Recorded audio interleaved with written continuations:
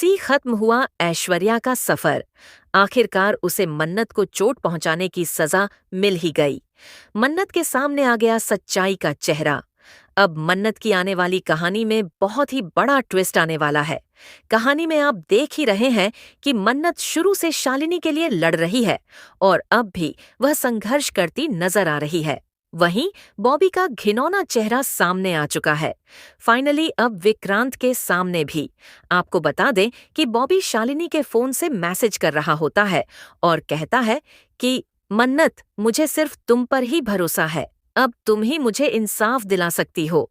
जब टीवी पर मन्नत देखती है कि शालिनी तो कोई टाइपिंग नहीं कर रही, तो उसे शक होता है।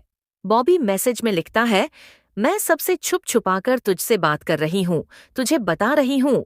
मन्नत समझ जाती है कि ये सब बॉबी का खेल है और इस बार वह कहती है, इस बॉबी को मैं जन्नत पहुंचाकर ही रहूंगी। मन्नत किसी से डरती नहीं है। अब वह ये भी समझ चुकी है कि ऐश्वर्या कितनी घटिया सोच रखती है। वो एक इंसान को बचाने और अपनी रेपुटेशन बचाने के लिए किसी भी हद तक जा सकती है। लेकिन मन्नत को बचाने के लिए, उसकी इज्जत के लिए हीरो बनकर विक्रांत मौके पर पहुंचता है और अपनी आंखों से बॉबी की असलियत देखता है। बॉबी खुद अपने मुंह से कन्फेस करता है, उस दिन मैं तुम्हें फंसाने आया था, लेकिन तुम नहीं थी वहां, वो शालिनी थी, इसलिए यह सब शालिनी के साथ हो गया। इसके बाद मन्नत बॉबी को खूब मारती है, लेकिन बॉबी फिर भी बदतमीजी करता है। तभी वहां विक्रांत आ जाता है और मन्नत उसे गले लगा लेती है।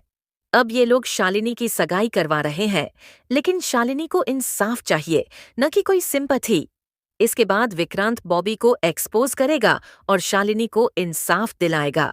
इतना ही नहीं, अब ऐश्वर्या को भी अपने के पर गिल्ट महसूस होगा कि उसने मन्नत के साथ गलत किया है। धीरे धीरे ऐश्वर्या का बर्ताव मन्नत के प्रति बदलता नजर आएगा, लेकिन तब तक बहुत देर हो चुकी होगी, क्योंकि ऐश्वर्या के साथ एक बड़ा हादसा होने वाला है जिसमें मन्नत की मां अपनी जान गंवाएगी और फिर सबको पता चलेगा कि मन्नत की असली मां कोई और नहीं बल्कि ऐश्वर्या ही है। दोस्तों, हमें कमेंट में बताएं, क्या आप चाहते हैं कि ऐसा ही हो? क्या ऐश्वर्या इस दुनिया को अलविदा कहे या नहीं?